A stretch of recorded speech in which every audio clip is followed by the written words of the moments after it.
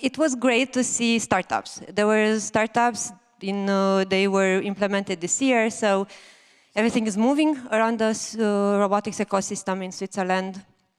Next, we have, and I would like to introduce to you the Vice President and President of the Swiss Robotics Association. You heard about it, and I really hope you know about the association. And I let Professor Rodbillard and Nicolas Tomatis tell you more about the future of the association. Yeah, thank you very much, Anca. So very, very briefly, you all know, I hope, and if you don't, then please look it up. We have created a Swiss Robotics Association. It's the end of the innovation boost on robotics that supported all the growth of this Swiss Robotics Day. And, I'm sorry. And then we have decided to have a Swiss Robotics Association, which is there to do this partnership between academia and industry. This is all what we've been working on for 5 years, and we would like this to continue forever and to bring this really to life and for a long period of time. So our goal is primarily to connect academia and industry, as we did it before, in many different ways. The first way is, of course, to have events like the one that we have now. So we will continue to have the Swiss Robotics Day. This is not the last edition, for sure. The Swiss Robotics Association will organize the Swiss Robotics Day 2026 next year. It's already planned. It's going to be in Zurich again, and you're going to get information about this. But there will be also many other networking events that we will organize at the request, typically of industry, for topic-based, as we did with the Innovation Booster. What we also have done, already put together, and you've seen this, is a job fair. And I really encourage you, as an individual, if you're a student, but also if you're a faculty member or an industry person, to become an individual member of the Swiss Robotics Association. It allows you to upload your CV and to become available into the market, but it also allows you to post advertisement for jobs. Being an academic job, it could be, you're looking for a postdoc, you're looking for an intern, you're looking for PhD students, and similarly, of course, for the industry. It's already striving. We already have more than 100 CVs over there, and we have many, many different job opportunities. Why do we need this? Because LinkedIn is insufficient. LinkedIn, it's all possible job that you have there. Now, this is going to be a network just for robotics, and it will allow you also to monitor the growth of jobs in different areas. And this is very instrumental also for you to have a little bit of an idea of what are the job opportunities in Switzerland and in which region, because this is a map of the region of the job opportunity. Talking about map, one thing that we're putting together also is a map of everything in the ecosystem. So we have a map here that once you are a member, you can actually access it. It's very interesting. You can see what type of robotics is done where within Switzerland, and that can also gear a little bit your interest to apply for certain job in certain area of the Switzerland. I'll pass on now to Nicolas Tomatis for the rest of the presentation. So that was the map. So as Aude said, the Swiss Robotics Association is a new initiative. We have started just 1 year ago, and there are 2 membership types. Individual members, every one of you can be a member. Hopefully every one of you is a member, because you could subscribe when you took the ticket for this day. And legal entities, which are companies that should represent the robotics ecosystem in Switzerland. And indeed, as Aude was saying, these 2 will create value by having students that have their CV searching jobs, and of course, the legal entities, the companies that are searching great new employees to make them work and make the old world better with new robotics solutions. Right now, we have about 500 individual members, out of which 260 are students.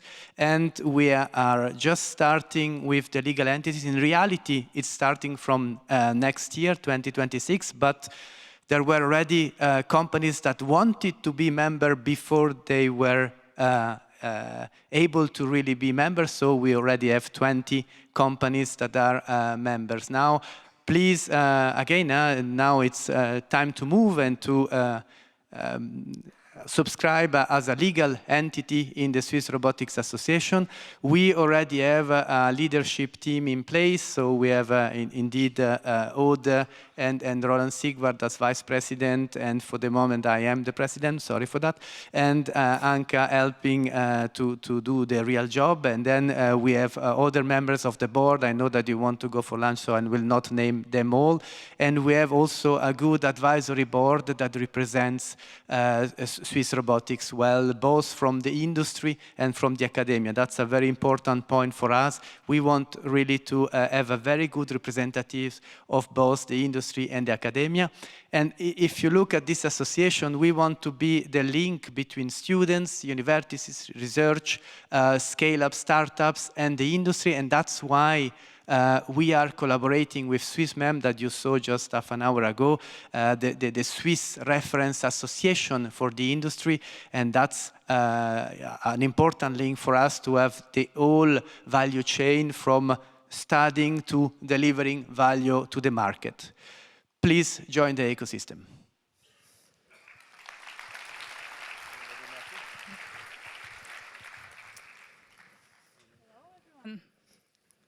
It's a very great pleasure and honor to be here. Thank you. And I'm here to talk a little bit about the Innovation Booster Robotics. You might have heard about it. My name is Alice Ropagnan. I'm a professor at the Zurich University for Applied Sciences. And how am I involved with this booster? Well, I had the honor to work with them for 4 years, from the very beginning when they were created, as innovation expert from InnoSwiss. So I really witnessed how this developed from something which was a continuation of academic research. It came from NCCR Robotics, if you remember about this. And it had as a goal to somehow make happen prototypes or encourage startups and so on. But in the beginning, it was really, you could see that this was mostly somehow continuation of the excellent labs at ETH and EPFL. But then it turned into something a lot larger than this. So you can see it even today. You saw how many different phases of the Swiss robotics we saw. We saw environmental robotics, we saw search and rescue, we saw factory automation, and this is because of the work of the Innovation Booster and the team there. So Dr. Anca Rusu, you heard a lot about her, and the Innovation Booster turns into something bigger and better, actually, the Swiss Robotics Association. So I'm very, very happy to introduce Anca and to showcase the projects funded by the booster. And you should really pay attention to them. One of the main goals of the booster was to encourage radical ideas, radically innovative ideas, and I think they did extremely well. Okay, Anca, may I ask you to come over? Thank you very much. Thank you. Thank you very much, Alisa, for the presentation and for the introduction. So I would like to take 2 minutes to present the Innovation Booster Robotics. It is at the end, maybe you know, boosters are timely in 4 years, and this is our last year. And I would like to present you what we managed to do in these 4 years. Yeah, I think my slides, they do. Oh, look, they do. And for those that don't know, the Innovation Booster Robotics, it is a program funded by InnoSwiss. And it is there to support innovation, and this one focusing on robotics to support innovation in robotics in Switzerland. What Innovation Booster did, mainly, there were 2 sides. On one side, we looked into the problems that the society encountered, the problems that can be solved with robotics. And on the other side, we were able to fund ideas, to give funding in order for these ideas to be tested. On the side of how we managed to look into the problems, we organized workshops. We organized about 15 workshops around robotics on different topics. And we were able to put together from different parts, from different types of stakeholders, industry, research, users, more than 4,000 participants. And during these workshops, people were discussing and collaborating and trying to find a match between a research partner and an implementation partner. Implementation partner could be industry, or a startup, or other kind of research institutes. And the satisfaction rate for these events, it was more than 85%, which people did find it meaningful. I was saying about the workshops. The workshops that we did in the 4 years, they were all around Switzerland. We really tried to find groups and to be able to encounter groups and projects in different parts of Switzerland. And we went from medical robotics to sustainability, to agriculture. We tried to manage and to try to discuss topics.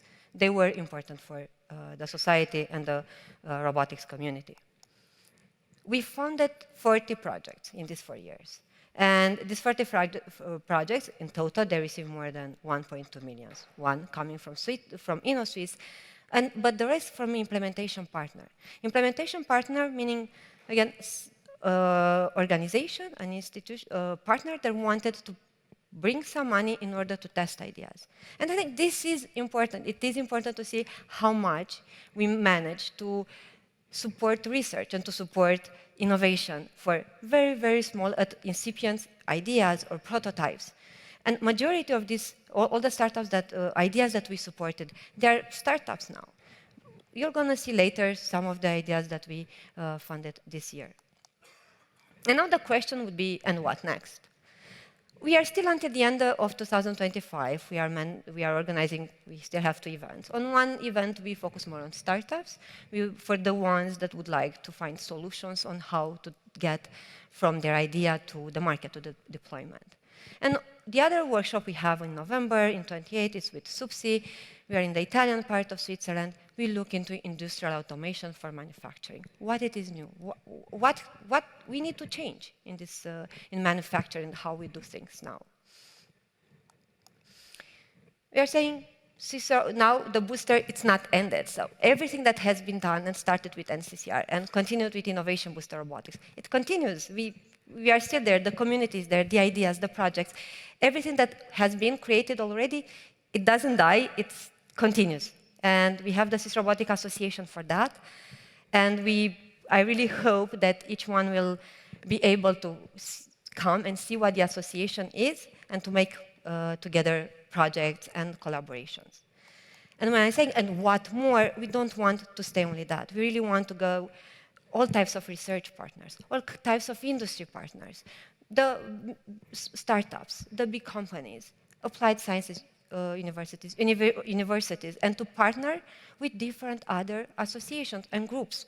We want to make it meaningful for each one of you, and each problem one of you would have, or each problem we as a community can solve and address in society. I will end here, and but you have the logos, and you can find more about the association. We have a stand also on the booster. And it's my pleasure to introduce Federica. She's from IT Robotics. It is a project that we funded last year. And I will let her tell us more about the project.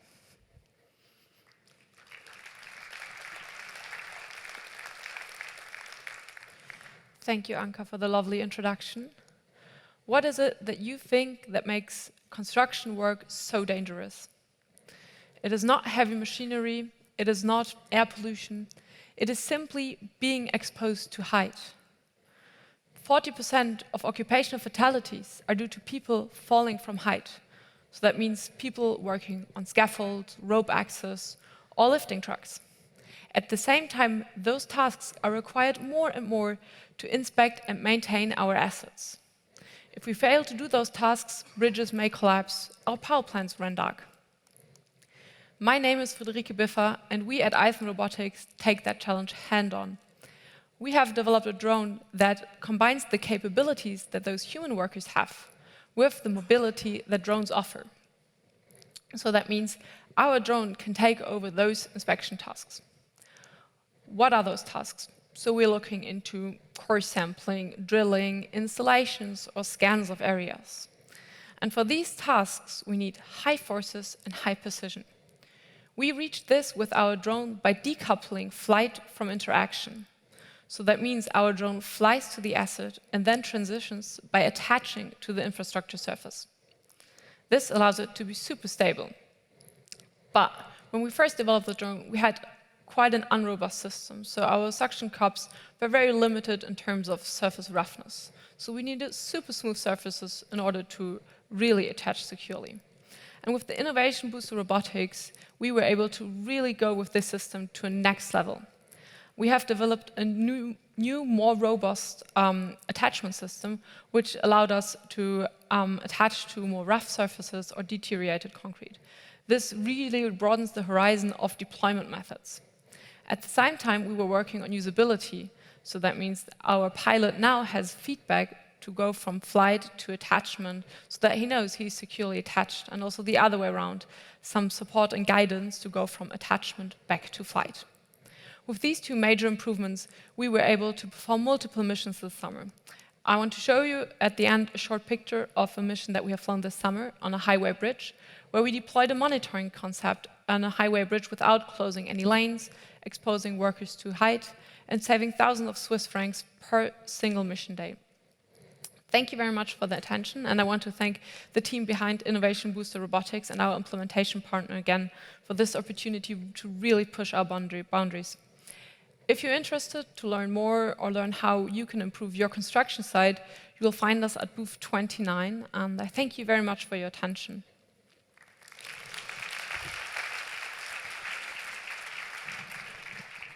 Thank you very much, Friederike. And now I will present you, and it's another project. It was a project last year. We founded. It was an idea last year, and it is a startup this year. So, Canton, I will let him tell you more about PressMap and his project. Thank you, Anca. Hello, everyone. My name is Quentin Prat, and I'm the co-founder of PressMap startup project. And I'm here to share how we are transforming the way clinicians understand and treat forefoot disorders using robotics, sensing technology, and smart data. Hallux valgus, which is a deformation of the big toe, affects 1 adult out of 4, 1 elderly people out of 3 in the general population. And its evaluation remains mainly subjective and impossible to quantify, since it relies mostly on a manual examination. Consequences are significant. Today, 1 patient out of 3 continue to suffer after an hallux valgus surgery. And from an economical point of view, hallux surgery generates in US alone more than 1.5 billion in direct and indirect costs. To fill this gap, we are developing Laxiped. Laxiped is a measuring device that provides an objective and reliable biomechanical assessment of the forefoot. It is designed to be used in a daily clinical settings by clinicians who need to support their decision with reliable data. We aim to reduce by 25% misdiagnosis in order to improve patient care and recovery. Our goal is to predict the most appropriate surgical treatment for each patient. And to do this, we develop a biomechanical model built mainly on 2 layers of measurement. First, we measure various range of motion of joint inside the forefoot. And second, we evaluate how actually the forefoot can distribute the load between the 1st to the 5th metatarsal head. It gives us new indicator to monitor more efficiently surgical outcome. And to turn this innovation into clinical impact, we are building this roadmap with our main partners. Today we are in a clinical validation phase, and we will start soon several observational studies with our device, including 240 participants with patients with forefoot disorders.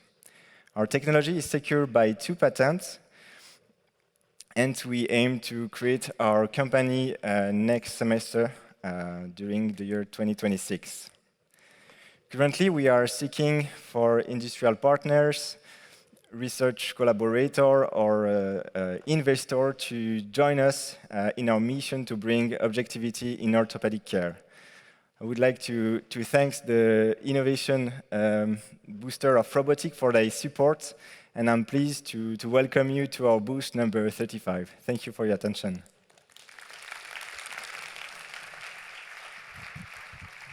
Thank you very much, Canton. So I'm what stays between lunch break and, you now. It was amazing to see today. I think it was an incredible journey in terms of speakers. We saw innovation, we saw startups, projects that become startups. And now I invite you, after lunch, I invite you to join our exhibition. We have more than 70 exhibitors that showcase amazing work, and probably the result of what we are all trying to do here, collaborate and try to work together in needs and solutions. I will welcome you. So now we have a standing lunch, which is at -1. We're going to come back here at 15 minutes past 5, we have a round table with sponsors. It is the chance where you can see how industry, what they are working on. They will have a short presentation afterwards. You can ask questions. And still here, we meet for the best booth award. We're going to choose the best booth and closing remarks. So thank you very much for your patience and enjoy the exhibition. Thank you.